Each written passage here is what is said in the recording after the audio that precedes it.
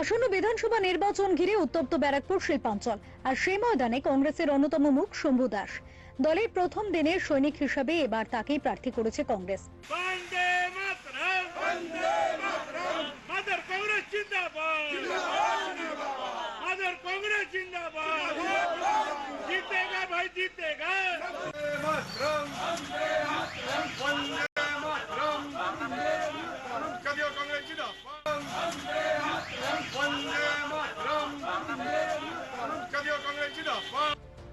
একলা চলো নীতিতে এবার লড়াইয়ে নেমেছে কংগ্রেস। আর সেই লড়াইয়ের সামনের সারিতে শম্ভু দাস, যিনি নিজেকে ব্যারাকপুরের ঘরের ছেলে বলে দাবি করছেন।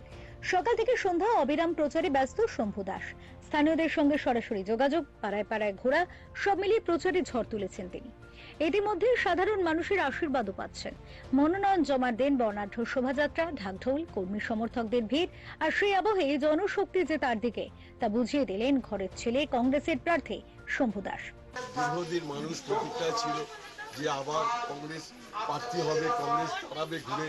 সেই জন্য মানুষ আজকে যে কংগ্রেস একা প্রার্থী হয়ে লড়াই করছে, তাই মানুষের মধ্যে যে উদ্দীপনা, উৎসাহ, আমরা বিভিন্ন জায়গায় প্রচার করছি। আজকে 19 নম্বর ওয়ার্ডে এসেও ঠিক একই বার্তা আমরা পাচ্ছি যে আবার মানুষ কংগ্রেসকে নিয়ে যে একটা সোচ্চার, যে সবাই মিলে যে সংগঠিতভাবে যে ভোট যুদ্ধে কংগ্রেসকেই একেবারে বিজয় করবে, এই বার্তাই আমরা পাচ্ছি। সকাল থেকে আমি ঘুরে ঘুরে সব জায়গায় দেখছি, সবার একটাই কথা, এবার কিন্তু কংগ্রেসের সুযোগ।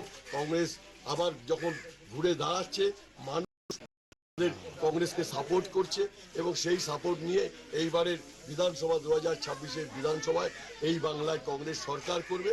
তাই আমরা সম্পূর্ণ আশাবাদী, কারণ বিগত দিনগুলিতে সবাই দেখে আসছে তৃণমূল আর বিজেপি যে হানামানি, যে একটাই পরিচালক সেই আরএসএস, সেই তৃণমূল আর বিজেপিকে যে কন্ট্রোল করছে আরএসএস, তৃণমূলের বিজেপি, এবং তাদের যে এই যে মানুষের মধ্যে যে একটা বার্তা দিচ্ছে যে এখানে দুটোই দল, তা নয়। মানুষ বুঝতে পেরেছে যে এখানে এই বাংলায় কংগ্রেসও ছিল, বিগত দিনেও সরকার করেছে, তাই আগামী দিনে সরকার করলে কংগ্রেস অনেক কাজ করবে, এই ভরসা মানুষ রাখছে।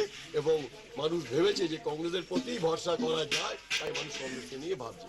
হাই ভোল্টেজ এই নির্বাচনে ঘাসফুল ও পদ্ম দুই শিবিরকে কড়া চ্যালেঞ্জ ছুড়ে দিচ্ছেন শম্ভু দাস। আত্মবিশ্বাসের সুরে তিনি জানাচ্ছেন, এই শিল্পাঞ্চলে কংগ্রেসের ভিত আরো মজবুত করাই তার লক্ষ্য। এখন প্রশ্ন একটাই, ব্যারাকপুরের এই লড়াইয়ে শেষ হাসবে কে? ঘরে শম্ভু দাস নাকি অন্য কোনো শিবির? নজর এখন সেদিকেই। ফেরো রিপোর্ট, চ্যানেল 10।